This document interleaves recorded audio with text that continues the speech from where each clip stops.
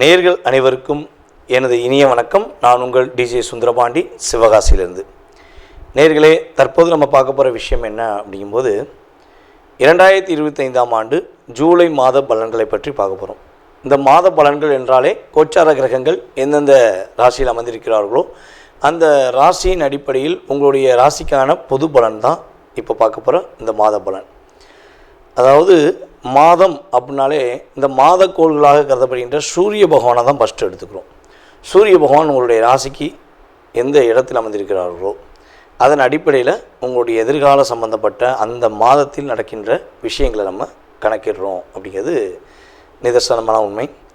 So அப்படி பார்க்கும்பொழுது இந்த மாதத்தில் கிரகங்கள் எந்தெந்த நிலையில் இருக்கிறாங்க, உங்களுடைய வாழ்க்கையில் என்னென்ன விஷயங்கள்லாம் நடக்க போகுது என்பதை பற்றி நம்ம பார்க்க போகிறோம். வாங்க வீடியோக்குள்ளே போகலாம். ஸோ அதுக்கு முன்னாடி ஒரு விஷயம் சொல்கிறேன். பொதுவாகவே ஒரு வீடியோ போடுறோம்னா உங்களுக்கு உங்களுடைய ராசியில் என்னென்ன விஷயங்கள்லாம் நடக்க போகுதுன்னு சொல்லி ஃபில்ட்ரு பண்ணி கோச்சார கிரகங்களை வச்சு நம்ம உங்களுக்கு பலன் கொடுக்குறோம். ஸோ இதை நீங்கள் ஃபுல் வீடியோவும் பாருங்கள். பார்த்துட்டு உங்களுடைய மேலான கருத்துக்களை கட்டாயமாக பதிவிடுங்க. ஸோ அதே போல் ஜோதிடம் சார்ந்த விஷயங்கள் நம்மளுடைய யூடியூப் சேனலில் நிறையா போட்டுக்கிருக்கோம்.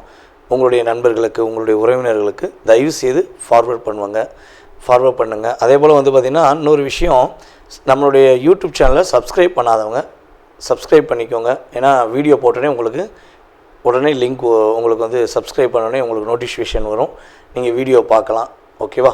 மேலான ஆதரவு கொடுத்துக்கிருக்கீங்க, இன்னும் நீங்கள் ஆதரவு கொடுக்கணுங்கிறக்காண்டி தான் ஸோ என்னுடைய வேண்டுகோளை வச்சுருக்கேன். இப்போ நம்மளுடைய ராசிக்கான பலன்களை பார்க்கலாம் வாங்க. ரிஷப ராசி அன்பர்களுக்கு ஜூலை மாதம் 2025ஆம் ஆண்டு என்னென்ன மாற்றங்களை கோச்சார கிரகங்கள் கொடுக்க போகுது அப்படிங்கிறத பார்க்க போகிறோம். ரிஷபராசி அனைவரிடமும் அன்பாக, பண்பாக, பாசமாக பழகக்கூடிய ராசியில் ரிஷபராசி நேயர்கள் முதன்மையான இடத்தை பிடிப்பார்கள்.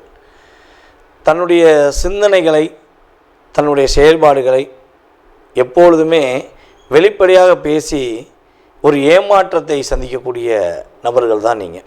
ஏன்னா மனசில் ஒன்று வச்சுட்டு வெளியே ஒன்று பேச தெரியாது. பெரிய விஷயமே அதான்.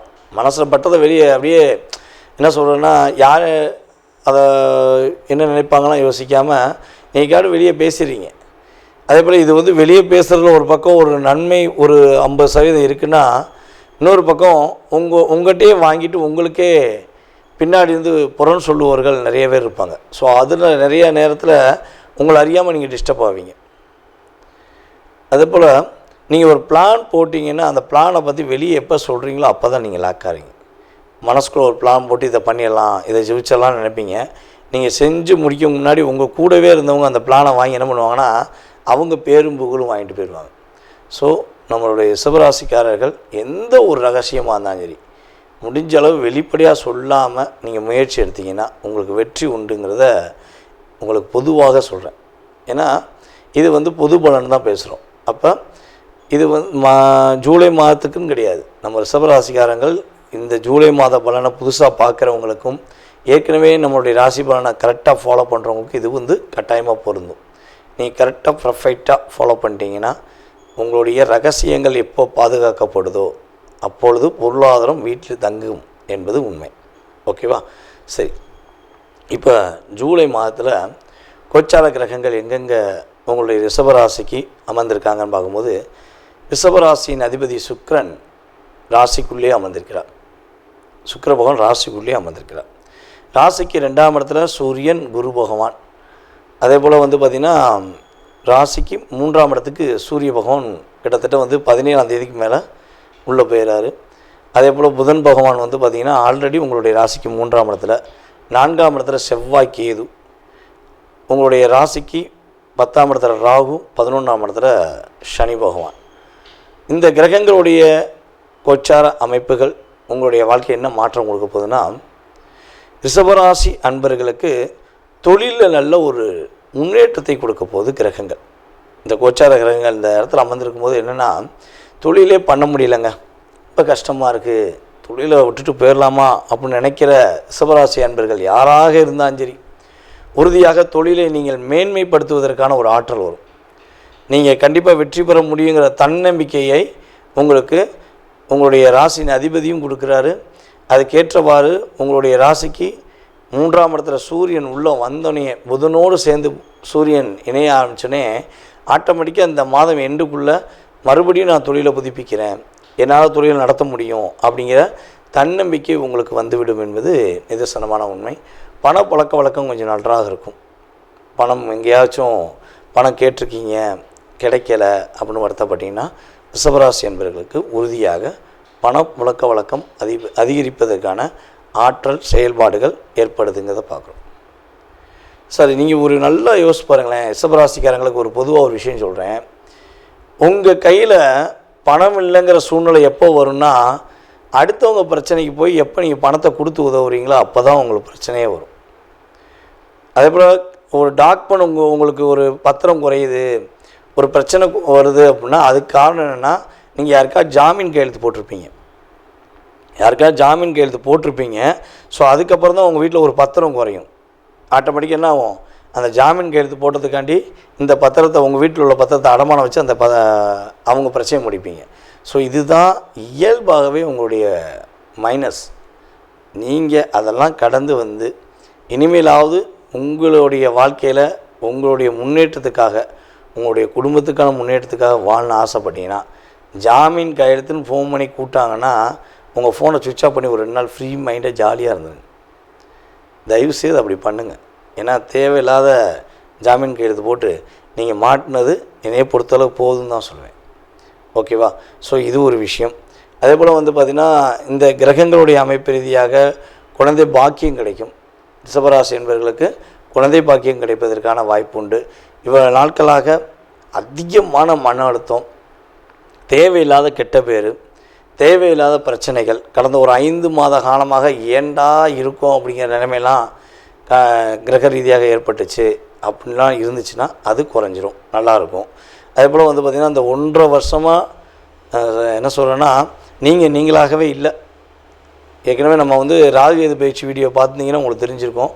ஸோ பார்க்காதவங்களுக்கு சொல்கிறது என்னென்னா, இப்போ புதுசாக நம்ம சேனலை பார்க்குறவங்களுக்கு சொல்ல போகிற விஷயம் என்னென்னா, கிட்டத்தட்ட 1.5 வருஷம் ரிஷபராசிக்காரங்க மாதிரி ஒரு மனதளவில் மன அழுத்தத்தோட எதையுமே செய்ய முடியாமல் புத்தி பேதலிச்சு போகக்கூடிய சூழ்நிலை அளவுக்கு நீங்கள் டிஸ்டர்ப் ஆகிருப்பீங்க. இப்போ தான் ரிலீஸ் ஆகிருக்கீங்க. எப்படி கன்னிராசிக்காரங்க பாதிக்கப்பட்டாங்களோ அதே மாதிரி தான் நீங்களும் உங்களுடைய மனதளவில் பாதிக்கப்பட்டீங்க. ஸோ இதெல்லாம் கடந்து வரப்போகுது, ஒரு மாற்றம் ஏற்படுவது, குழந்தை பாக்கியம் கிடைக்க போகுது, பொருளாதார நிலையில் நல்ல ஒரு முன்னேற்றம் இருக்க போகுது. திருமண வயதுக்கு உரிய வயதில் இருப்பவர்கள், வரன் தேடி கொண்டிருப்பவர்களுக்கு உறுதியாக அவர்களுக்கேற்ற ஒரு வாழ்க்கை துணையை பெறுவதற்கான ஒரு அற்புதமான காலகட்டம். சூப்பராக இருக்குங்க. உங்கள் மனசுக்கு பிடிச்ச மாதிரி இந்த மாதம் வாழ்க்கையில் மாற்றம் கிடைக்க போகுது. ஒரே ஒரு விஷயந்தான், வண்டி வாகனங்களில் போகும்போது கவனமாக போங்க. அதே போல் ஒரு புதுசாக வீடு கட்ட போகிறீங்க அப்படின்னா இந்த மாதம் இயற்கையாகவே நம்ம வந்து பண்ண மாட்டோம். ஆணி ஆடியில் வந்து புதிய வீடு கட்டுவதற்கான முயற்சி எடுக்க மாட்டோம். ஸோ அதுக்கு மீறி ஏதாவது ஒரு வீடு சேஞ்சஸ் பண்ணணும்னு நினைக்கிங்க, அல்லது வீடு கட்டணும் முயற்சி எடுக்கிங்கன்னா தயவு செய்து அவாய்ட் பண்ணிடுங்க. ஏன்னா யார் பண்ணுறாங்களோ பண்ணலையோ நீங்கள் பண்ணணும்.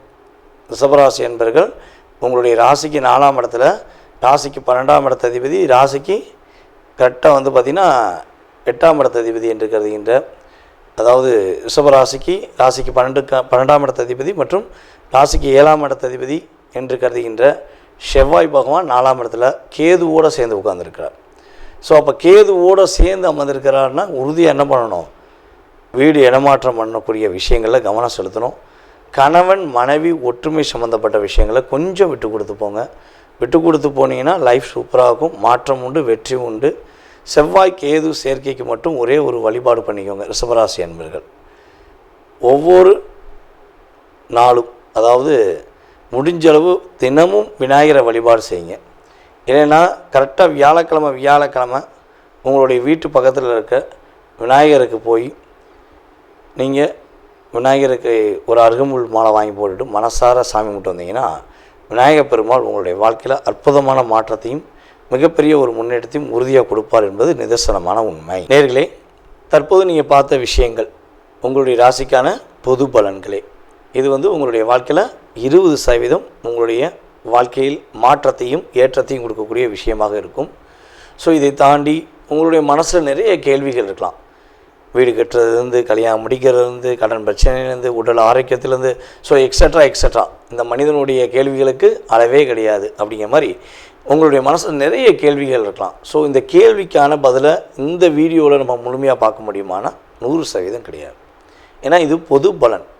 இப்போ ஒரு ராசி எடுத்துக்கிட்டோம்னா அந்த ராசியில் 1 கோடி பேர் இருக்காங்கன்னா 1 கோடி பேருக்குமே இது பெரிய விஷயமாகுமான கிடையாது. ஓகேவா? ஸோ அப்போ உங்களுடைய சுய ஜாதகம், உங்களுடைய லக்னம், உங்களுடைய கிரகமைப்பு ரீதியாக உங்களுடைய நட்சத்திரம், உங்களுடைய ராசியின் அடிப்படையில், அதே போல் உங்களுடைய தசா புத்தி அடிப்படையில் இப்போ உங்களுக்கு என்ன தசா நடக்குது, என்ன புத்தி நடக்குது, ஸோ கடந்த காலங்கள் உங்களுக்கு என்னென்ன நடந்திருக்கும், எதிர்காலத்தில் என்ன நடக்க போகுது அப்படிங்கிறத மிக துல்லியமாக தெரிஞ்சுக்கணும்னு நீங்கள் விருப்பப்பட்டால் கீழே உள்ள நம்பருக்கு நீங்கள் என்ன பண்ணுங்கன்னா மேக்ஸிமம் வாட்ஸ்அப்பில் எஸ்எம்எஸ் போட்டு விடுங்க. அதில் எஸ்எம்எஸ் போடும்போது தாங்கள் எந்த ஊர்லேருந்து பேசுகிறீங்க, அதேபோல் எந்த நாட்டிலேருந்து ஜாதகம் பார்க்கணுன்னு விருப்பப்படுறீங்க அப்படிங்கிறத தயவுசெய்து இன்ஃபார்ம் பண்ணுங்கள். ஏன்னா நமக்கு வெளிநாட்டிலலாம் நிறைய கால்ஸ் வருது, எல்லா ஊர்லேருந்துமே, எல்லா கண்ட்ரிலேருந்தும் வருது. கனடாலேருந்து, சிங்கப்பூர்லேருந்து, மலேசியாவிலேருந்து, ஸோ ஆஸ்திரேலியாவில் கூட நமக்கு நிறைய பேர் நம்மகிட்ட ஜாதகம் பார்த்துக்கிட்டு இருக்காங்க. அப்போ டைம் வேரியேஷன் ஆகும். இந்தியாவுக்கும் அந்த நாடுகளுக்கும் உள்ள மற்ற நாடுகளுக்குள்ள டைம் வேரியேஷன் வித்தியாசமாக இருக்கும். ஸோ அப்போ நீங்கள் எந்த நாட்டிலேருந்து பேசுகிறீங்க அப்படிங்கிறீங்களோ அதுக்கு தக்கன உங்களுக்கு அப்பாயின்மெண்ட் டைம் கொடுக்கப்படும். ஸோ அதனால் தயவுசெய்து மேக்ஸிமம் கால் பண்ணி எடுக்கலைன்னா நீங்கள் வாட்ஸ்அப்லேயே எஸ்எம்எஸ் பண்ணுங்கள். உங்களுக்கான கால நேரத்தை அப்பாயின்மெண்ட் டைம் பிடிச்சி உங்களுக்கு ஜாதகம் சம்மந்தப்பட்ட அத்தனை விதமான கேள்விகளுக்கும் பதிலளிக்க நான் காத்திருக்கிறேன். மேலும் உங்களுடைய மேலான ஆதரவை கொடுத்த எங்களுடைய ரசிக பெருமக்களுக்கும் அன்பு நேயர்கள் உங்களுக்கும் என்னுடைய பணிவான நன்றியை கூறி விடைபெறுகிறேன். நன்றி, வணக்கம்.